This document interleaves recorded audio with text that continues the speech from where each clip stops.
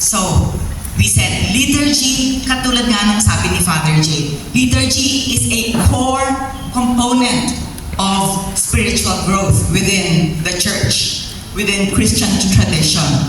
So, core, bakit core? Ano siya? Kung sinabi sa inyong core member ka, ano ka? Nandun ka sa gitna, right? So, importante, right? Yung weekly, it says, weekly worship practices structure and deepen the individual and communal faith. Yung lingguhan nating pag-attend ng Mass, it gives us structure. Anong structure? Yung parang na-form yung habit sa atin. Nabibigyan tayo ng isang how do you explain structure? Parang gawi, right? Like, paggising mo ng linggo, andyan na yung parang nasusunog ka na kailangan magsimba ako. Hindi ba? Right? Yun ang gusto mo nang puntahan muna, magsimba. So, binibigyan ka ng structure. And also, it deepens individual and communal faith. Paano? Individual kasi through you attending Mass regularly, every Sunday, say every Sunday na lang, na napapalalim nito ang ating pananampalataya. Individual, right? Ikaw mismo. Now, how about communal faith? When you attend Mass, nakikita mo yung mga kaibigan mo who share the same faith with you. At nagkakaroon kayo ng community sharing that faith. Right?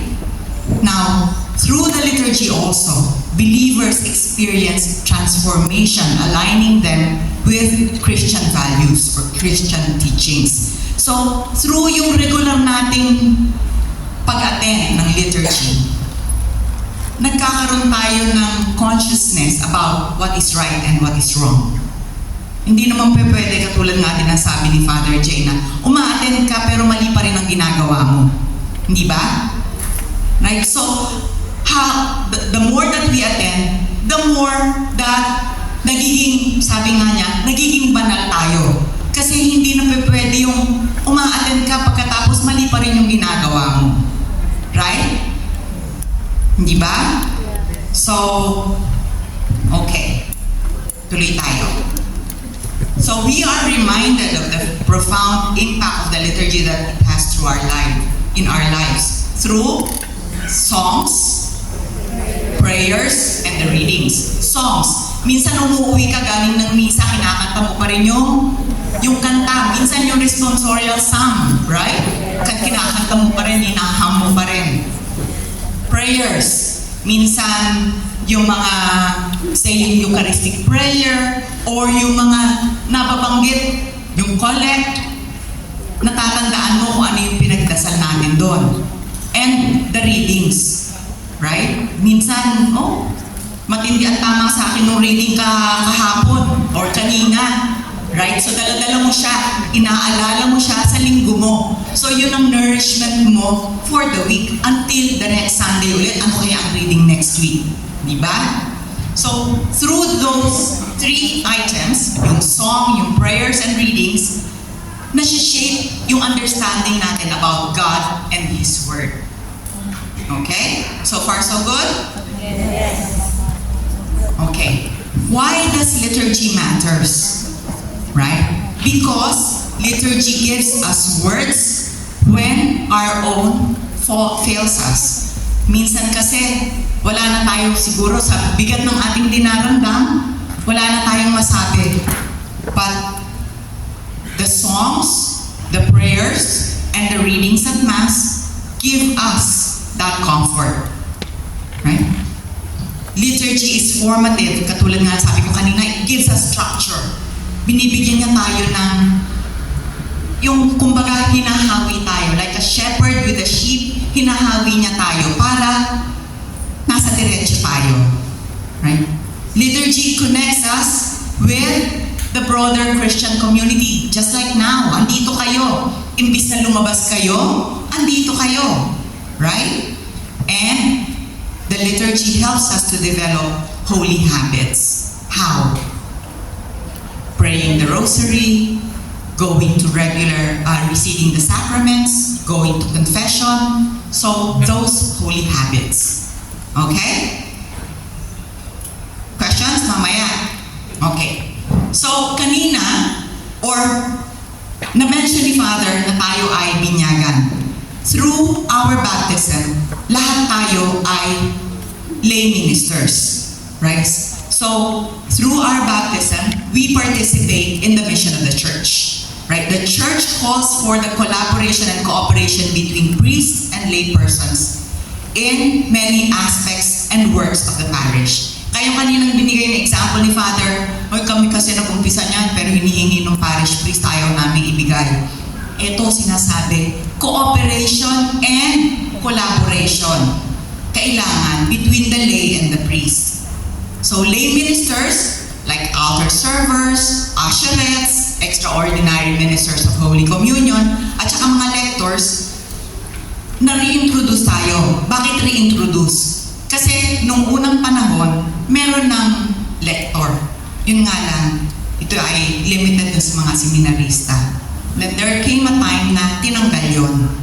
Then, in the modern times, siguro 1972, ini-reintroduce uli ang lay ministers. Kasi lumalaki ang simbahan. Hindi na kaya ng mga pare na gampanan ang kanilang mga tungkulin dahil lumalaki ang simbahan. So, ini-reintroduce ang lay ministers. Ito nga yung ministers of the Word, ministers of the Eucharist. Right? So, this new model of the church calls for yung gifts, yung talents and faith of the laity to work with the priest in the liturgy, in catechesis, and in the overall multifaceted mission of the parish. So tayo ay may misyon. Ano yung mission natin? Ano ang mission natin? Spread the good news. Diba sa Matthew? Go out to the world and spread the good news. Yun ang ating misyon. So, in the liturgy, yun, catechesis. Paano tayo nagpa-participate sa catechesis? Alam ko yung iba dito, street ministry sila. Right? So, when you do your street ministry, you participate in catechesis. Kayo ba ay nagtuturo sa Sunday school? Yes. Being ministers of the Word, ang isang magandang outlet natin ay being catechist. So, when you teach, and actually, tinitake for granted natin, ang buhay natin ay parang catechesis na rin. The way you live in the world is already an example of how a good Christian is.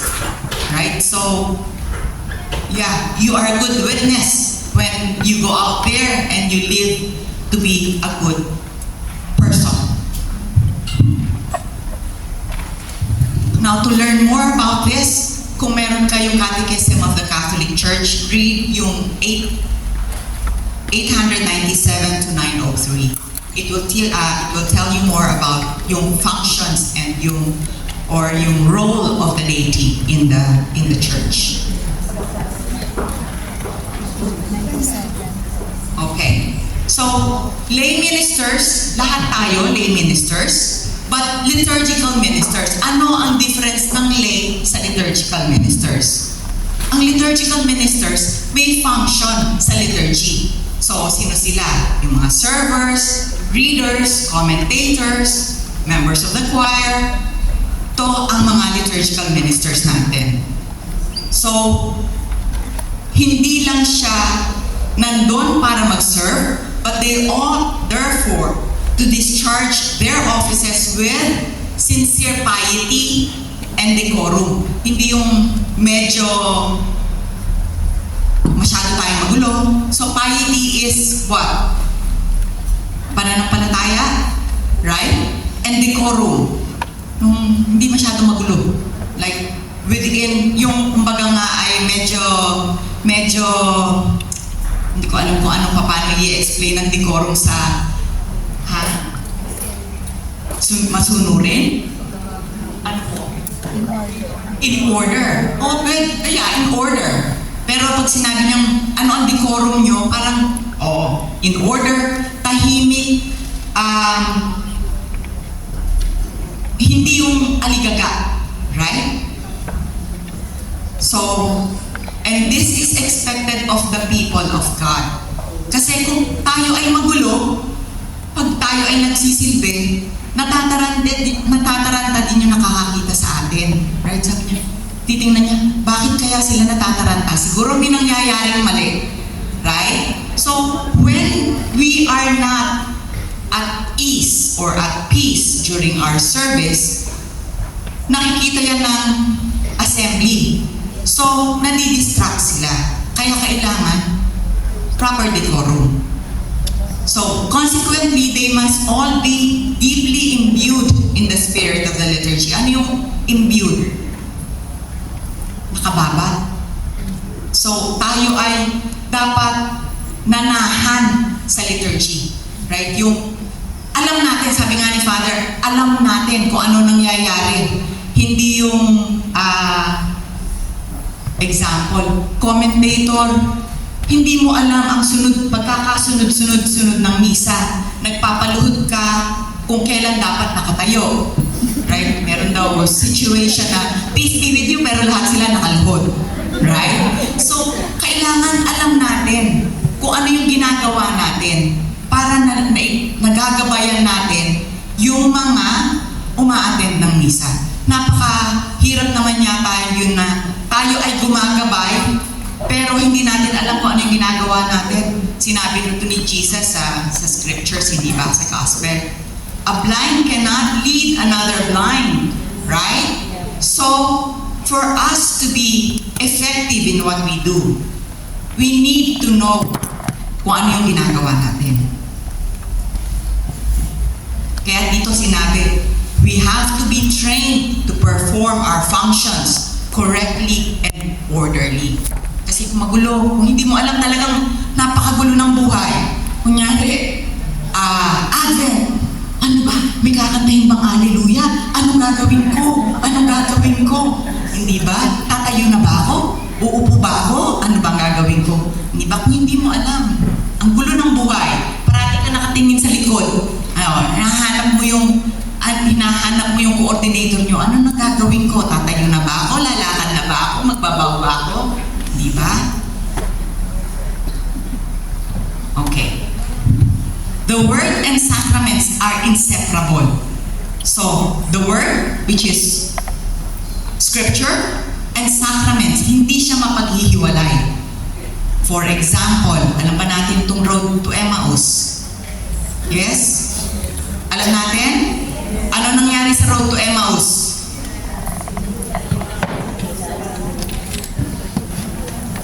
Ha? Yung mga nagmamarites? So yung mga disipulo na sa takot nila, pauwi sila or lumayo sila sa Jerusalem, papuntang Emmaus. And then, merong nagmarites sa likod nila. Ano ba yung pinag-uusapan nyo? Ano ba problema nyo?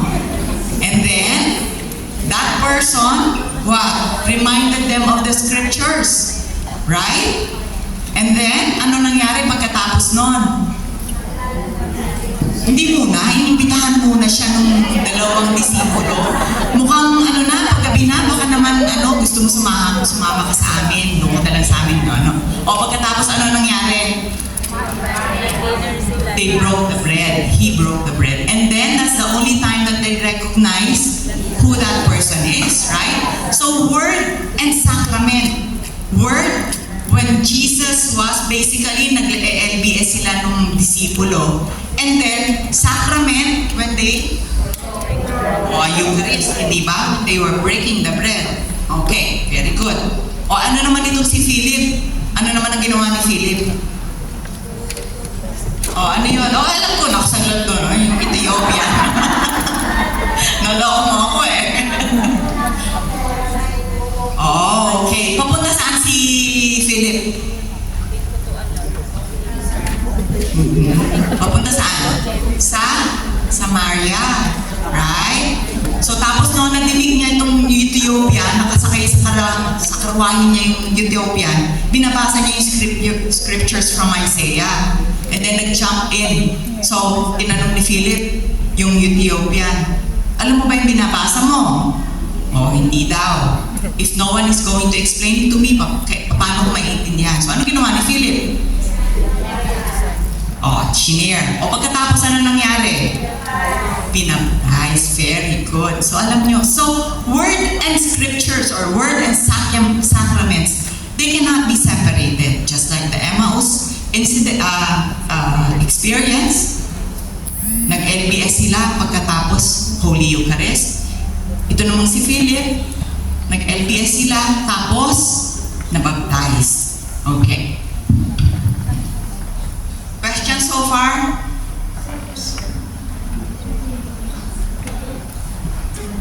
So, how do we deepen our faith? In the knowledge of, through the knowledge of the liturgy. So, Jesus is present in the Mass in 4 ways. 1, saan?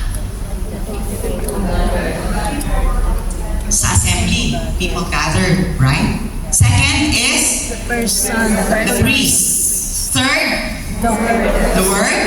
And fourth, the bread. So, lahat tayo dito na umaattend itong formation teaching na to, can identify with at least 3 dito sa 4 na to. Right? Kung ikaw ay ministry of part ka ng lector commentator, nasan ka? Sa number 3. Kung ikaw ay EM, 4. Eh kung hindi part of 1 ng 3 and 4, asan ka? Nasa 1. Right? So, lahat tayo. Oh, number 2 daw, Father. Outside ka? Outside the door? Okay. Nasa kantin? Nako. So, the liturgy has the power to transform us. Not only by participation in it, but also by works inspired by faith. Ano-ano ito na works inspired by faith? Caring for the sick. Okay. So, itong 6 na to, ano-ano itong works na to? Of mercy, right? So we do works of mercy when we participate in the liturgy. Kasi ito nga yung, di ba, kanina sinabi ko sa inyo, it makes us holy.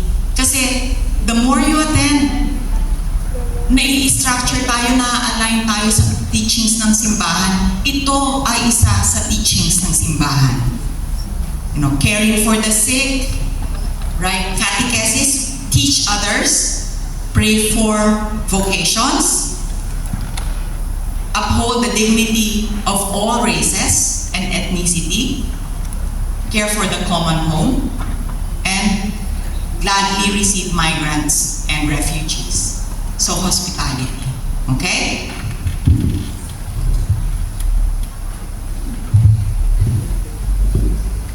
So, okay.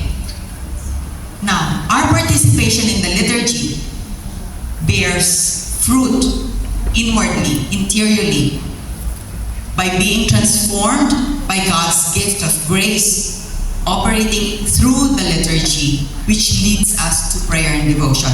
So, the more we participate in the liturgy, the more we pray, the more we have devotions, right?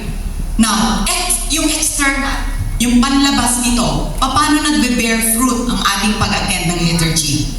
Through actions. Sabi nga nila, preach the gospel, if necessary, use words. Through our lives, they see Christ in us. Okay? That's why, this way, the liturgy is the source and summit of Christian life. Right? Nababago niya ang ating buhay. Okay? Questions so far? Wala? Later po. Ba? Talaga naiintindihan nyo, ha? Now, pupunta na ako dun sa yung proper formation natin. Supposed to be, unahin ko sana ang EM, pero naisip ko, liturgy of the word, liturgy of the Eucharist, kaya unahin ko ang lectors, ha? Walang favoritism. Liturgy of the word muna tayo, then liturgy of the Eucharist, and then choir. Okay? Any questions so far? Now, very simple lang kasi nandito na sa ating book yung mga importanteng items about being good or to be better at being a lector or commentator. Pero ito mga reminders lang. So, lectors, animator of the word. Ano ba ibig sabihin ng being an animator? Cartoon? Hindi naman. Ano? Animator. When you are animated, anong ibig sabihin? Ha? When you are animated, ano ibig sabihin nun? Ikaw ang nagbibigay buhay sa salita. So, lectors face a liturgical conundrum. Ano ibig sabihin ng conundrum? Problema. Yun. Called to be visible, leader to the assembly, and yet transparent with Jesus. So, in other words, God help me to lead, but get me out of the way. Kasi hindi dapat tayo ang nakikita. Sino ang dapat nakikita? The Lord. Okay, very good.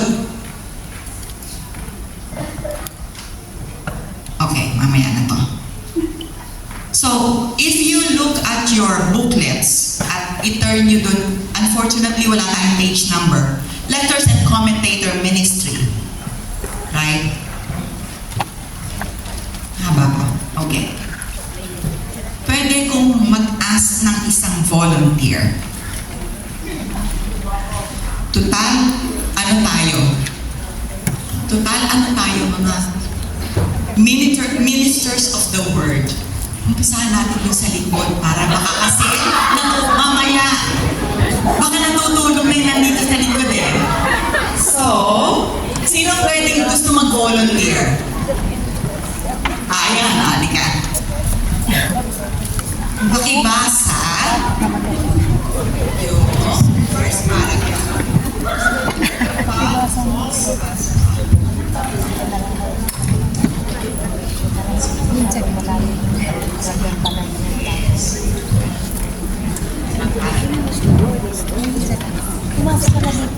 The Word of God calls us to follow. God speaks to us before we pray or respond. Our relationship does not begin with us speaking to God. It starts when God speaks. Very good. Okay. So our relationship does not start when does not begin with us speaking to God. It starts when God speaks to us. Okay. Sino pa gusto magbasa? Wala na, talaga nasa harap na, no? No? Talagang ayun na. Sige. Yung God is speaking.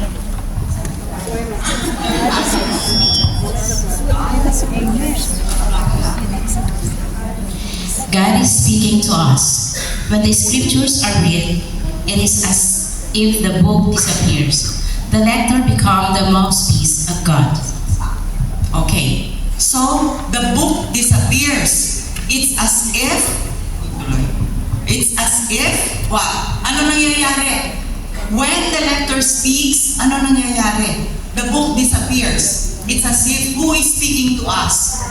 God is speaking to us, right? Hindi ikaw na lector ang nagsasalita. Pag ang nangyayari ay ang feeling mo ay ikaw na talaga yun, ay naku, may problema, siguro hindi ka dapat nag-lector. Okay, continue natin. Sino gusto mag-continue?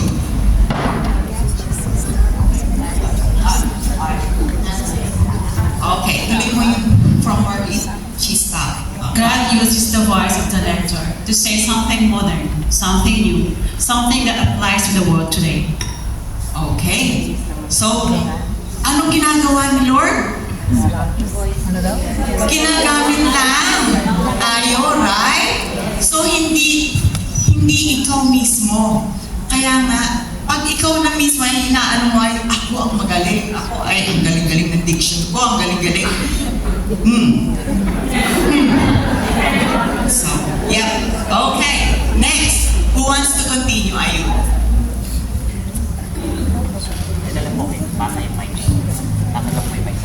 Continue niyo po dun sa kanya. Yes, the word are old, but their proclamation is always new.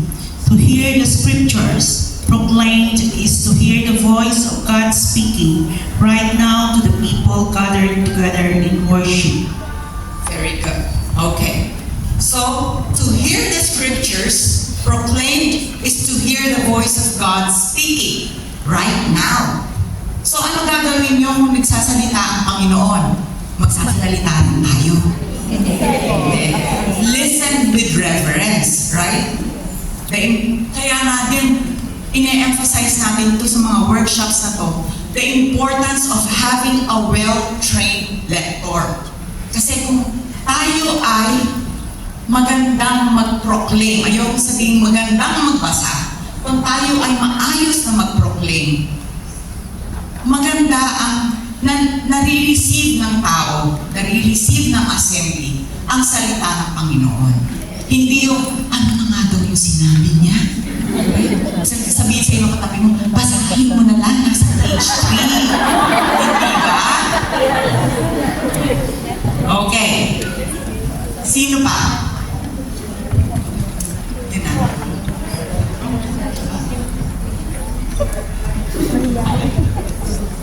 The proclamation. The proclamation of the word of God is truly a ministry in the church. Lector bring the living word of God for the liturgical assembly. In and through them, God speak to the gathered people. The ministry of the word, therefore, is treated seriously and with great dignity. Okay. So kung kayo ay lector at hindi pa kayo naaantig sa inyong gagawin sa assembly, hindi ko na alam. Right? So the lector is an instrument of God. Being an instrument of God is really very, very, very humbling. Right? So, kaya nga kailangan natin training, preparation. Okay? Basa? Sino pa? Father, may tayo pa ako, ha? Sige po, Lord. God speaks. God speaks to the assembly through them, and the impact of God's message will depend significantly on their conviction, preparation, and delivery. Thank you very much. See? The impact of God's message depends significantly on their conviction, their preparation, and their delivery. Alam nyo, kahit na probably you would think, ay, hindi naman nila, hindi napapansin ng assembly yun kung magkamali ako o hindi ako prepared or, 2 minutes, pagdating ko doon ko lang pinasa yung ano. Alam nila kung hindi kayo prepared. Sila. So, huwag niyong bubulahin yung sarili niyo na, hindi ako maganda naman ako magbasa. Okay lang. Hindi ako mag-prepare. Right? Okay. So, sige, last na to. Sino? Ayun na siya. Si Shani. Yung dun sa basic knowledge,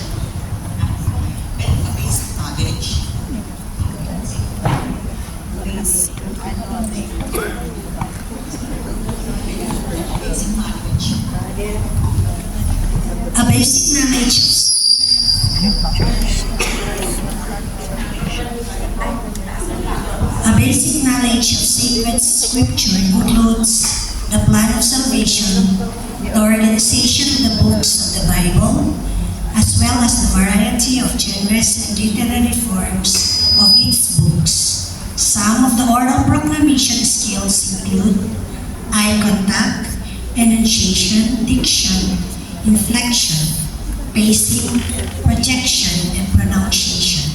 Very good. Ito na yung technical natin. Pero bago tayo pumasok dun sa technical, yung unang sinabi ni Shani, a basic knowledge of sacred scriptures. So ano to?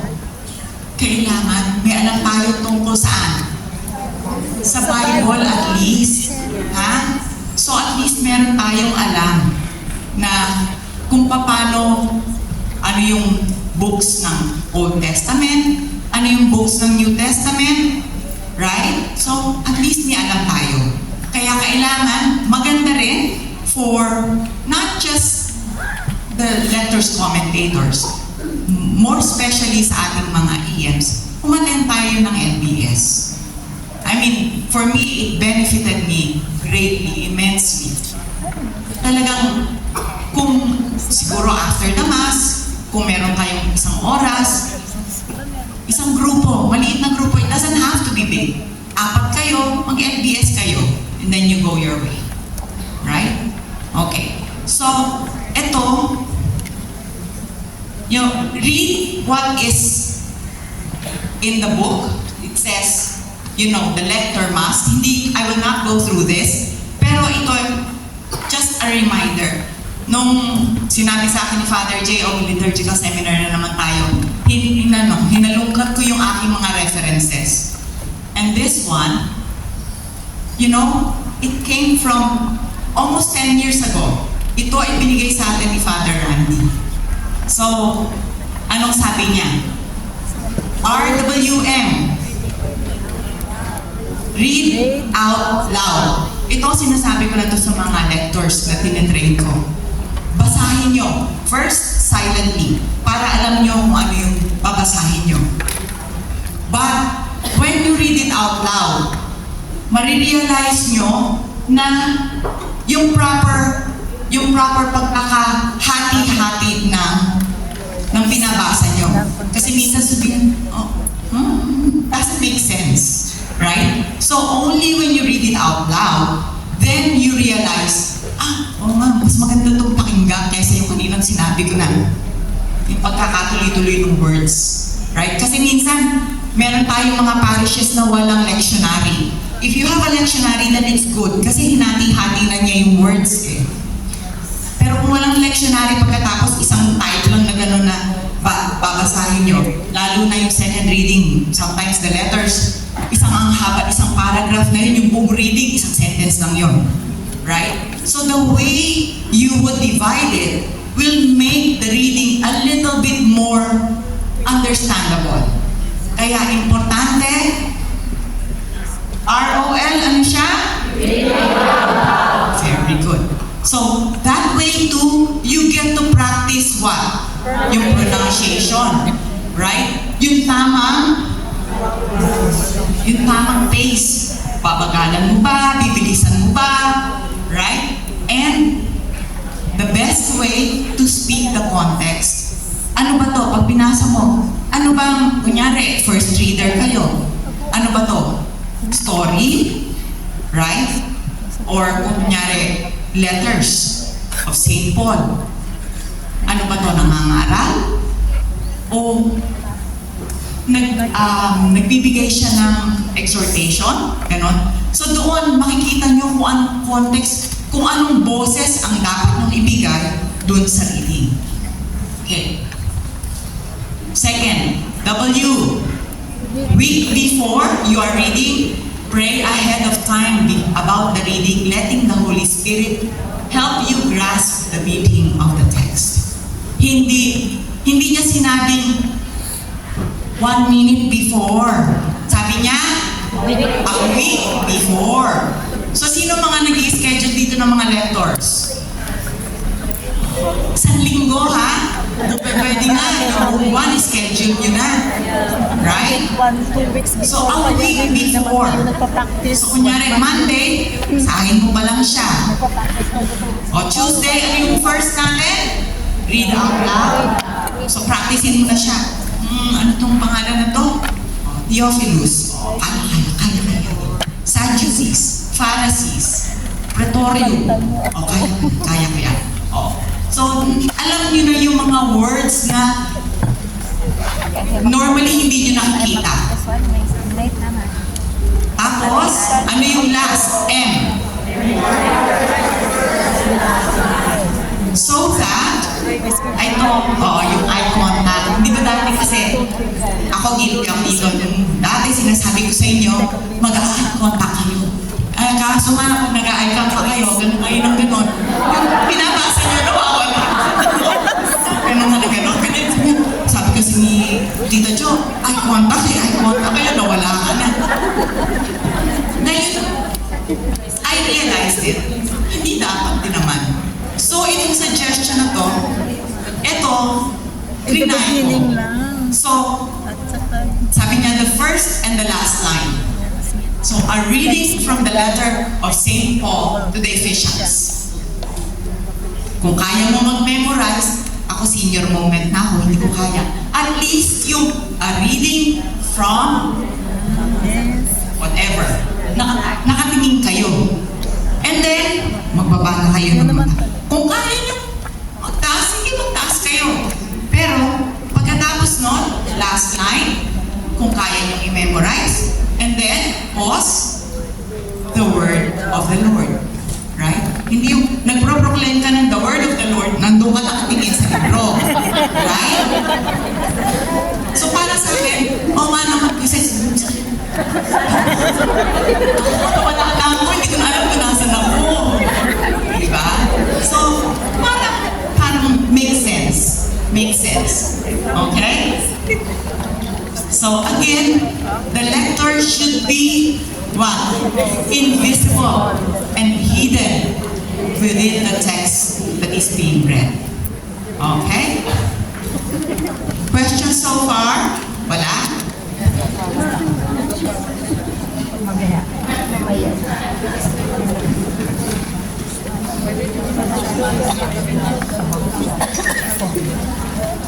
Okay, ito nabanggit na ni Father, that baptism and confirmation had made every Catholic to be a messenger of God's Word. Kaya natin ini-insist na at least fully initiated ang ating mga lectors. Actually, in fact, lahat ng ministers dapat fully initiated. Ano ibig sabihin ng fully initiated? Binyagan, kumpil, kasal. Okay.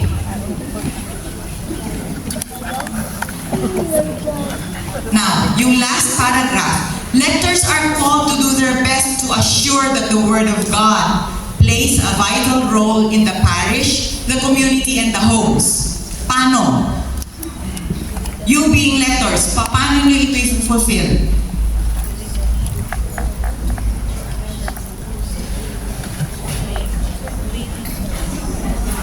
When you evangelize, right? Sa parish, paano? You play a vital role in the parish.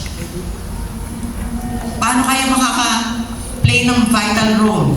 When you volunteer, when you get yourself, sabi nga ni Father, when you serve, right? Not because you want to be known, but thanksgiving to God, right? Sa community, paano? Same. When you volunteer, when you help. Like yung works of mercy na sinabi natin kanina. And then the homes, paano natin dito madadala sa ating mga bahay? Siguro sa mga anak natin, right? Paalala, magsimba naman kayo, right? Or individually, Bible study. That's the only way that we can bring the Word of God into our homes as well. Questions? Okay. Point of view that the Bible does not walk. So, paano gagawin natin para mapalakad natin ang Biblia? We must walk and be seen in the lives of Christians. Sabi nga, preach the gospel. If necessary, use words. Through our witnessing, nakikita nila na tayo ay Kristiyano. So, those chosen and commissioned to be lectors should take the lead and be servants or ministers of the Word of God. Okay? Question? Later? Later, ha? Pass. Finally, remember, the work of the lector is a vocation. It is a ministry and not a job. Lectors are to be disciples of the Lord. So when you are a disciple, anong ginagawa mo? As a disciple, what do? We follow who? Follow Jesus. Follow the Master. And most especially, the ministry of the lector is a gift. It is. And it's a very humbling gift. Okay? Just imagine, kayo ang spokesperson ni God. Kaya,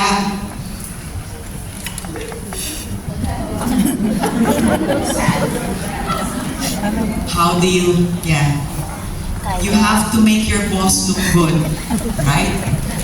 Okay. She's crying. She's crying. Trying. Okay. Well, that's the only thing that the Lord can ask of us, that we try.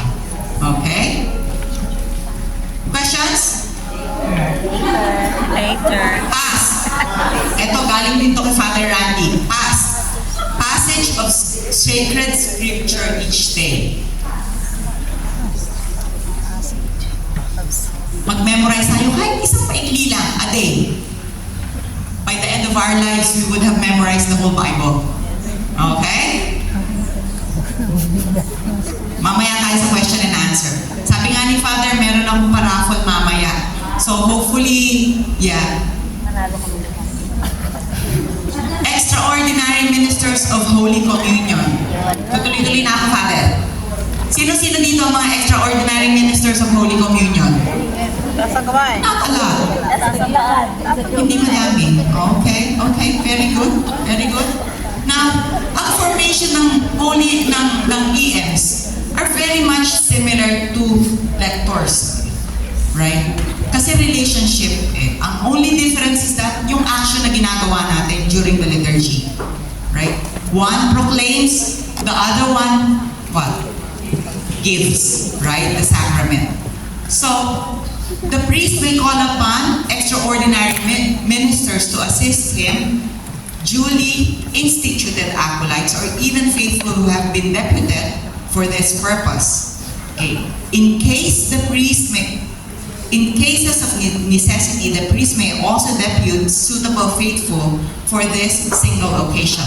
So minsan nagkakaroon ng tanong, Father, bakit nag-serve siya EM? Hindi naman siya talaga, hindi siya naka-commission.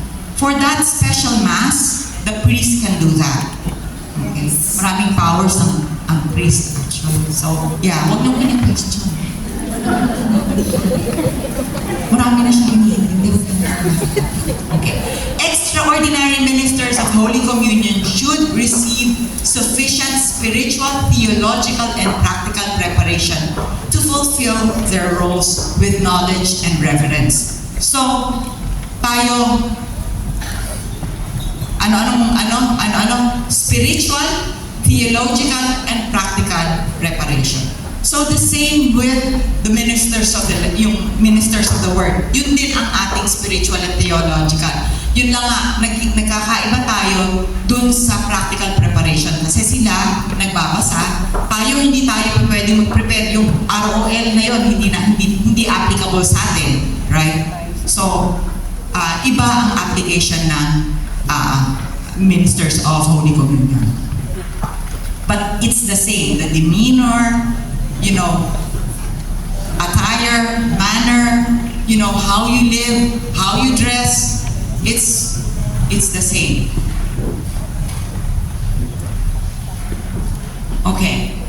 I know eventually you would want to serve in the Philippines, right? Ito, nakita ko lang. This is sa Diocese ng Manila. Ito ang kanilang requirement, right? So isang Katoliko, of course, right? And humigit kumulang 19 years old. nakatanggap ng sacraments, which is what we said, fully initiated, katangi-tanging paggalang at debosyon at pagmamahal sa banal na Eucharistia, at nauunawaan ang mga bagay na may kinalaman sa banal na sakramento. So knowledge of the Eucharist is important. Now, also read kung ano yung mga pointers na nandun sa ating libro. Now, okay, I know you probably do this already, right? Ito galing sa Liturgical Commission ng Hong Kong, how to receive the Eucharist sa ating mga sa assembly, right? Now, that is why it's called receiving, kasi minsan merong mga parishioners tayo na kinukuhang ganon. It's not taking the Eucharist, it's receiving the Eucharist. Okay? So, that's why also forming a throne with your hand for Jesus to be placed in that throne. And then, kung tayo ay, if we have both species in our parishes, the way you handle yung purificator with your chalice, just a reminder to those who will handle the precious blood, right? And how you receive, always andun yung palm mo, just making sure that nothing gets spilled.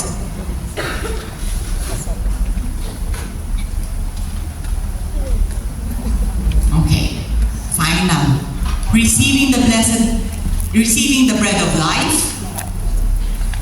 The disciples of Christ ready themselves to undertake with the strength of the risen Lord and His Spirit the tasks which await them in their ordinary life.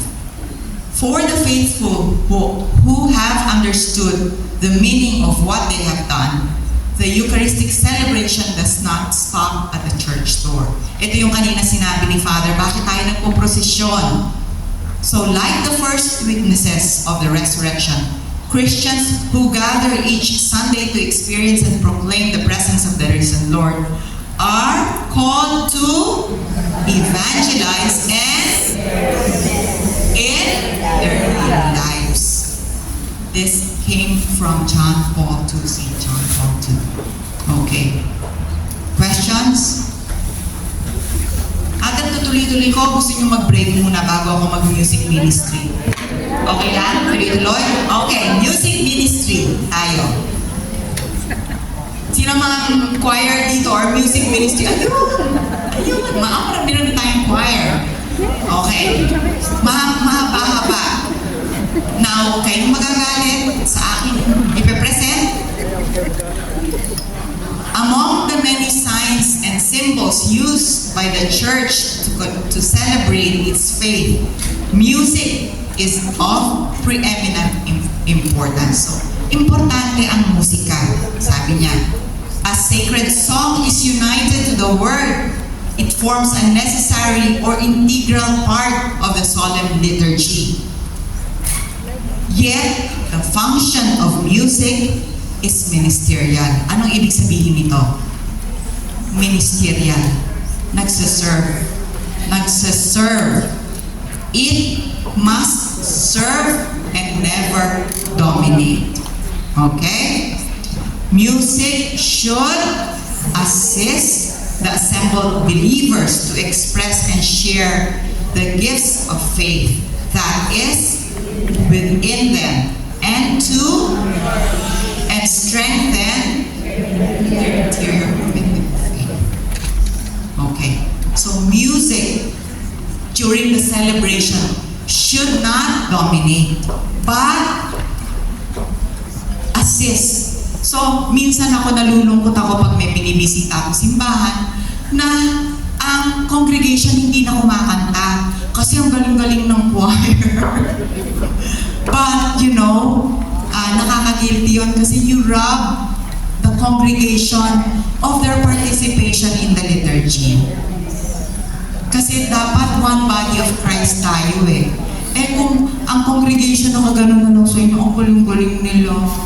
Ay naku, para namang, parang concert, sabi nga nila, right? Then you rob the congregation of their participation in the liturgy. Okay? Question. Dahil parang may question ka na kagad. Ano yun?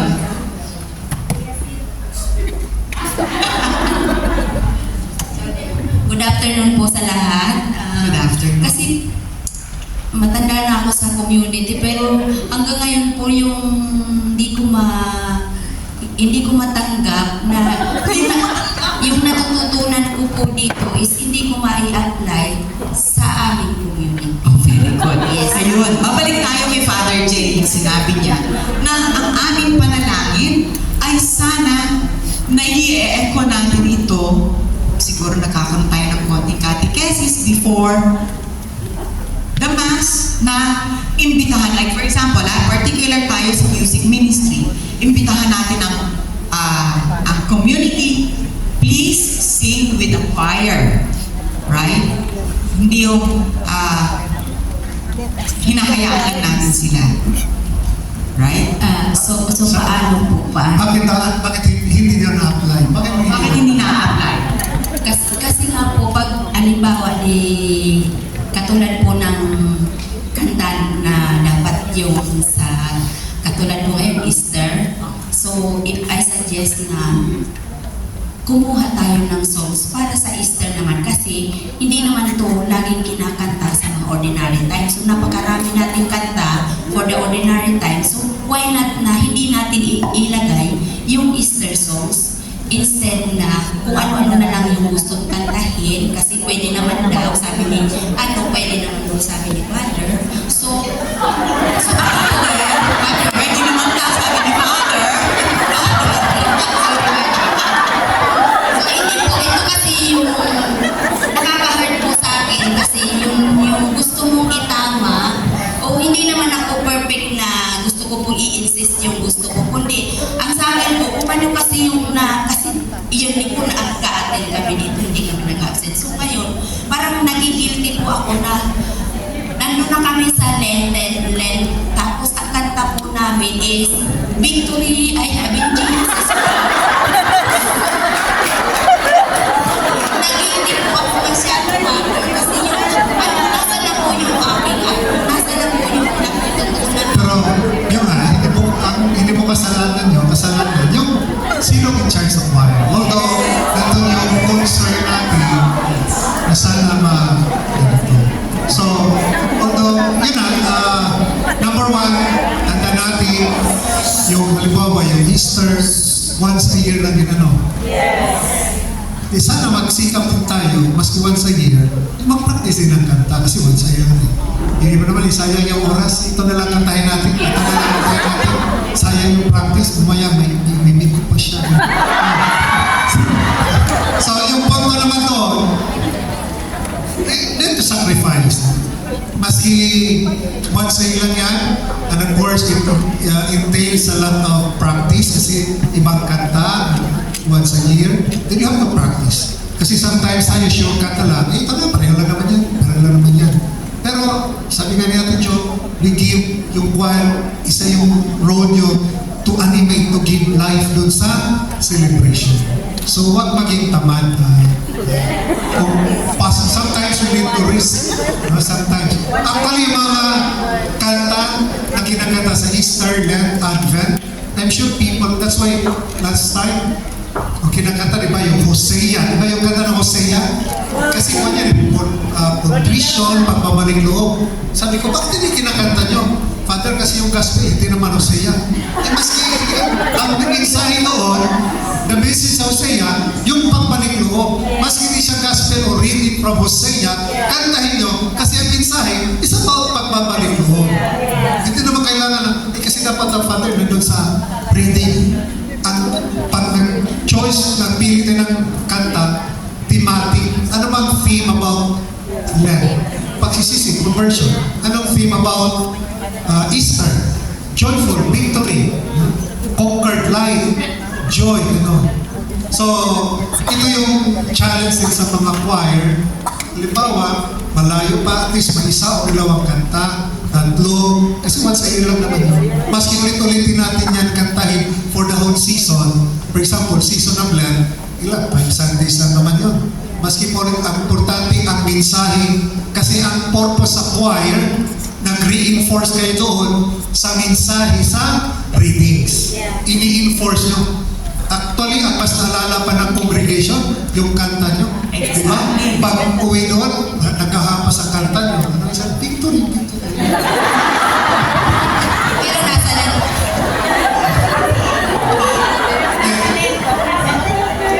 I mean, yun nga, dapat yung choir, sana yung libro na MLM, o yung ano, mag-order kayo ng libro sa kanila.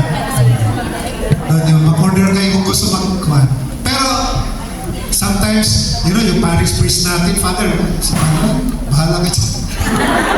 Hindi naman lang po kasi kasama nakalagay sa Bible na Okay, pero yun nga, sa Bible, but sa atin, remember, we try to make our liturgical celebration lively, catechetical, sabi ni Ate Jo, ibig sabihin catechetical, more may natuto.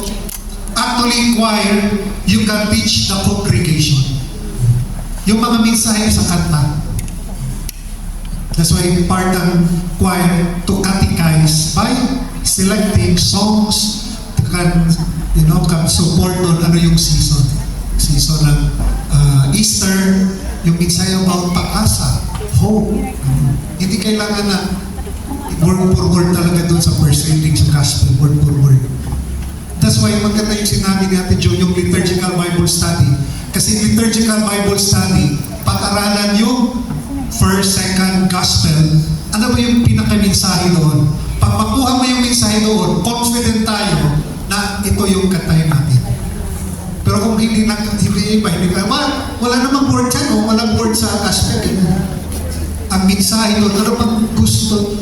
That's why, marami pa tayong pag-aralan na mapalalim. It's about the spirit, the message, not the word, but ano bang gusto ni Lord sa gospel. Ngayon, kung nagpamasa ko yung bago ngayong ginawa ko sa Mass, bago ko nag-bless, sinabi ko, let us pause for a moment and let us recall ano yung first reading, second reading, ano yung gospel, ano yung, at ano yung gustong sasabihin ni Lord sa atin sa mga readings. Yan tayo nagsabi. At least, bago umuwi, maalala ano ba talagang mensahe sa reading? So pag nakuha kasi ka ng mensahe sa reading, madaling magpili ng kanta. Unless na yung kanta natin limited, wala tayong magawa. So paulit-ulit na natin yung kita. Meron din tayong list of library. Kasi gawin niyo sa choir, halimbawa, yun ang ginawa ng migrant missionaries, Advent song, Advent. Lent, Christmas, Christmas. At least meron kayong library. Ito yung kanta natin. Kasi yung season, paulit-ulit lang naman. Paulit-ulit lang yun. Sana, kasi yung mga Hosea, ano pa yung ibang kanta ng mga prodigal son, kasi maski kantahin yan for the whole Lent, importante ang mensahe. Hindi big sabihin na, boring naman. Huwag lang boring, pero importante, nakuha mo ba yung mensahe mo? Thank you, Father. Sister, mayroon pa po isa pa. Isa na lang, ha? Pero ito po, Father, kasi sa communion po, kasi may maganda po kami ngayong singer sa choir. Pag ganito pong nangyayari, yung ito communion, kantahin nyo. Tapos yung post-communion, susuluhin ni kasi ganyan. So ngayon, kung hindi po sa communion o post-communion mapupunta, susuluhin niya. So kami naman po, parang manonood na lang kami sa kanya. O pati po congregation, kahit gusto nilang kantahin, hindi na rin makakanta kasi solo lang. Sister. Okay, sagutin ko yung mga kapatid.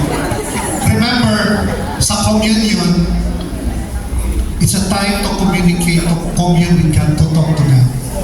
Huwag mo nang problemahin kung bantay yung tao, hindi importante magdasal sila sa Panginoon. Pag hindi mo bantay, ibig sabihin natin, least nagdadasal tayo. Sa communion, ha? Kasi originally, yung communion, ginawa din namin yan sa El Shaddai for weekdays. Pag communion, instrumental, ang mga tao tahimik, nagdadasal. Pero bakit ginawa natin yung may communion? Because there was a time, yung mga tao, pag nag-communion, hindi nung nagkawin, pintuhan lang. Sabi ng simbahan, kanta na lang tayo, kanta na lang. Kaysa magpintuhan ka, mga marites na to. So, ang punto naman doon, maski mag-solo, doon, huwag po ng problema yung makanta, importante magdasal ang tao sa Panginoon. Yan kasi maganda kayo ng seminar para matuto natin. Bakit hindi kumanta mga tao? Mas maganda yung kumanta, at least magdasal. Kumanta ka, hindi naman walang connection kayo. Wala ko tinabi. Actually, yeah. Maraming salamat, Father. Actually, that is very true. Another comment, tayo kasi takot na takot tayo sa silence eh. Actually, silence is part of the liturgy. Pero tayo, takot na takot tayo. Pag medyo nananahimik ka, kagaya nga ng sabi ni Father, doon tayo, ayun nga, nagdadaldalan na, right? Instead of communicating with the Lord, hayaan tayo naman makikipag-communicate tayo dun sa ating mga katabi. Right? Or ina-update na natin yung ating Facebook, kinuha na yung altar, tapos i-upload, o ayaw makapagsimba natin. Right? So, takot na takot tayo sa silence. Actually nga, dapat isang communion song, pagkatapos tahimik na para makapagdasal tayo. Or, kasi masyadong abrupt yung silence, nasana yung congregation, kanta, noise, kanta. Why not, kung meron naman kayong, di ba, sa gitarista, may speaker. O lagyan mo ng parana. Lagyan mo ng song, tapos yung phone mo, mga instrumental songs. Yung mga notes sa Jesuit. Kasi pag abrupt naman ng silence, kasi hindi na nasanay ang tao ng timing. So lagyan mo ng background ng instrumental. Pero, kasi sa phone, kina mo, sigurado i-off mo yung airplane mode. Kasi baka may tumawag. With the WhatsApp, Father. So, I mean, kasi mamaya, katatawa na natuloy, miss silence, instrumental, ganda-ganda na sana, hindi lang nag-ring. So, mas importante yung instrumental that can help people, inspire them to pray. Yes. Kasi yun ang time, that's why sabi ko nga, yung choir, hindi naman kayo sa totoo lang, hindi ka nagsisimba eh. Kumakanta lang kayo. Iwan ko lang, tatanong mo yung next Sunday, yung mga lector, tanong mo yung choir kung alam mo yung first reading.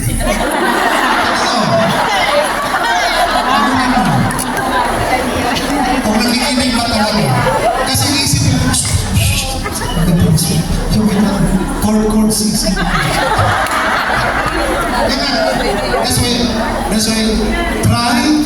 That's why for me, yung instead of singing, tayo sana sa choir na matulungan natin sila.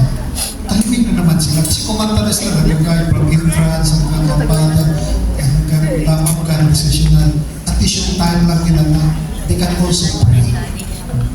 So huwag matakot yung silence. Kung silence yung abrupt, then yung instrumental.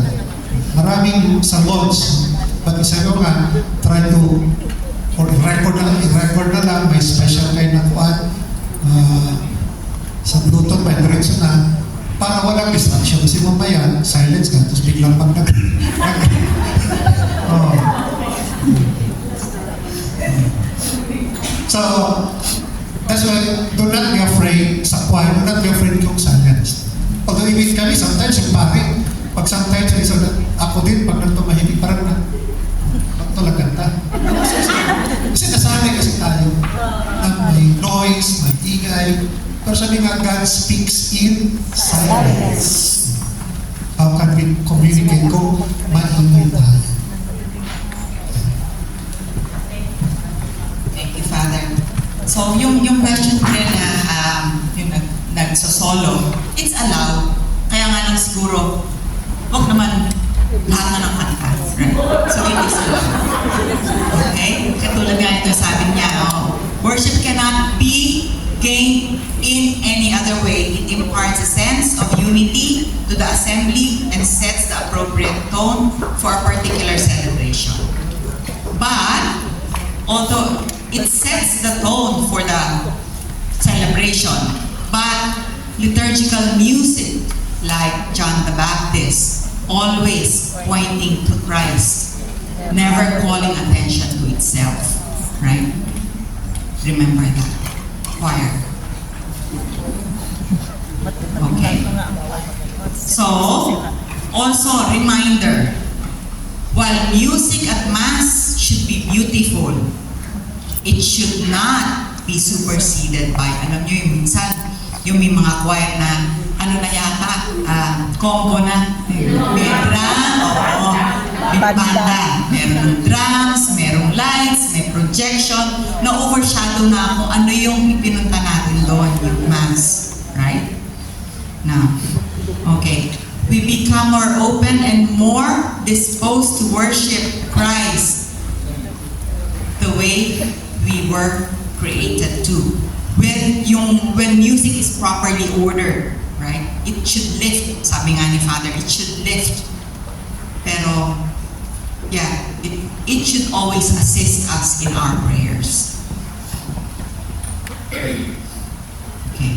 The job of the choir is to help the congregation to recognize the sacred reality that Christ becomes truly present in the Mass. So, the choir remains part of the General Assembly. Kaya nga sinasabi ko, hindi yung nanonood tayo sa kanila. Part sila natin, right? So, when we are at Mass, when we are participating in the Mass, the choir should always encourage the participation of the assembly. Kasi part tayo nun eh.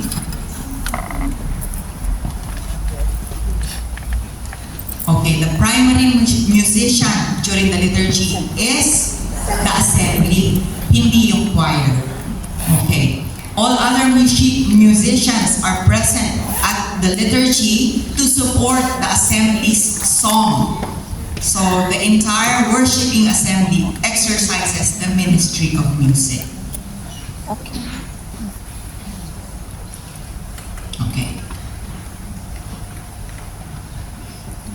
Although the liturgy, we have to recognize, the liturgy itself was created or written in music. But hindi naman kailangan ma-overpower ito ng music. The purpose of the Mass is to give praise to God, not to create an experience or emotion. Yung sabihin nga iba, naiyak ako, ganda-ganda kasi kinanta ng choir. So no, right? Always is to give praise, to, give thanks to God. Remember, when you sing, you pray twice. Kaya